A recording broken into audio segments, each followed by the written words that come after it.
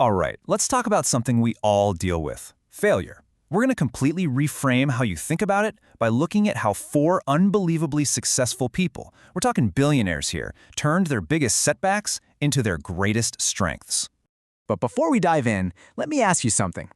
Really think about this for a second. What is your greatest fear? What's that one thing that really, truly holds you back? For a lot of us, the answer is failure. And if that's what you thought of, you are definitely not alone. It's this huge, universal fear. But what if I told you that the fear of failure is the real problem, not the failing itself? That's what we're going to do today. We're going to take that fear apart, piece by piece. Okay, so here's the plan. First, we're going to change our entire view on failure. Then, we'll get into 4 awesome lessons. Lesson 1, bet on yourself. Lesson 2 is all about failing fast and often. Then, Lesson 3, we've got the 10-try rule. And finally, Lesson 4, how to see it as learning, not failing. Then we'll wrap it all up and figure out how to move forward. All right, so let's get into the core idea here. For most of us, failure feels like a brick wall, right? A dead end. But for the world's most successful people, it's something totally different. They see it as data. It's just a necessary, even unavoidable part of the whole journey to the top. So, for our first lesson, we're looking at a true icon of perseverance, Sylvester Stallone. We all know him as Rocky, as Rambo, but trust me, his story did not start on a Hollywood red carpet. This is kind of hard to believe, but before he was famous, Stallone was literally homeless. He was so broke. He was pouring everything he had into writing scripts, just one after another, and getting rejected every single time. We're not just talking about failing here. This guy was at absolute rock bottom. And then, Rocky happened. A studio absolutely loved the script. They offered him $250,000. Life-changing money for a guy who was homeless. But there was a catch. They wanted the script, but they didn't want him. They wanted a real movie star. So what did he do? In a now legendary move, he said no to the big payday. Instead, he took just $35,000 with one condition. He had to play the lead role. He bet everything, and I mean everything, on himself. And this quote really gets to the heart of his thinking. He knew that success isn't about winning every time. You can get 100 no's, 1,000 no's, but all of that just becomes background noise the second you get that one massive yes.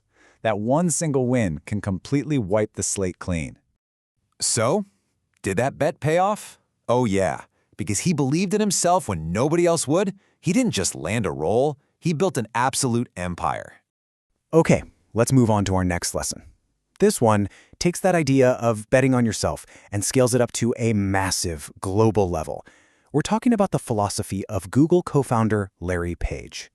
So this quote actually comes from one of Page's professors, and it completely shaped how he thinks. The whole idea was, don't just solve the easy problems. Go after the things that everybody else says are impossible. And look, when you do that, failure isn't just a risk, it's basically a guarantee. So the only way forward is to just embrace it. And this thinking is literally baked into the DNA of Google. They launch tons and tons of projects, and they know most of them are going to fail. Think about things like Google Glass or Google+. Remember those? They just shut them down, no big deal. Why? Because they know that one home run, like an Android or Chrome, will pay for all those strikeouts and then some. It's all about failing fast and failing often so you can find those massive breakthroughs. And that comfort level, that willingness to just try things and fail in this rapid-fire way, that's directly responsible for creating one of the most valuable companies in the history of the world. And, well, one of the biggest personal fortunes, too. Okay, so we've talked about betting on yourself and this whole idea of company-wide failure. But now let's get super practical. I'm talking about a simple rule you can start using today. This comes from the best-selling author and speaker, Brian Tracy. So think about this, because we all do it. You get a new idea, you're excited, you try it, and it doesn't really work the first time. So what do? You quit. Tracy says that right there, that impulse to give up too soon is the single biggest thing holding people back. So to fight against this, he came up with a personal rule for himself. He called it the 10-try rule. Basically, anytime he learned a new technique or had a cool new idea, he would force himself to try it at least 10 times before he even thought about judging whether it worked or not. And what he found was amazing. A lot of the time, the idea would only start to click around the 5th, 6th, or even the 10th try, long after most of us would have thrown in the towel. And that simple commitment, just that little rule to push past those first few awkward attempts, became a cornerstone of his entire career. It's what let him master his craft and, yeah, build some serious wealth along the way.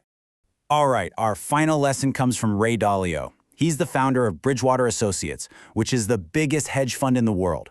And honestly, this might be the most powerful mindset shift of all. It's about completely changing what the word failure even means. Dalio puts it so clearly. He basically says, the only time you truly fail is when you quit. That's it. If you stumble and fall, but you get back up, you figure out why you fell, and you use that lesson, that's not failure. That is the process of learning. In fact, it's the only way you can really move forward. And he really challenges our ego with this quote. He asks, why are you so afraid of failure? I mean, think about it. Are you actually afraid of the outcome, or are you just afraid of looking silly or being embarrassed? That's it, isn't it? And his point is that letting your fear of embarrassment get in the way of learning, well, that's just a terrible trade. And you really can't argue with the results. By putting learning way ahead of ego, Dalio and his entire company built this culture of just relentlessly seeking the truth, and it's produced some absolutely incredible results. So we've got these 4 really powerful ideas, right? The big question is, what do we do with them? How do we put them all together and turn failure from this thing we're all scared of into, like, our greatest tool for getting better? Well, it really boils down to this. You've got to have the guts to bet on yourself, just like Stallone. You need to build systems in your life that let you fail fast and often, like Larry Page and Google. You have to commit to sticking with it, using something like Brian Tracy's 10-try rule. And maybe most importantly, you have to see every single setback as a chance to learn, just like Ray Dalio. So I'm going to leave you with one final question to think about. The next time you try something and it doesn't go your way, I want you to stop. Don't think of it as an end. Instead, just ask yourself this: what is this failure here to teach me? Because if that's the question you're asking, you haven't actually failed. You're just learning.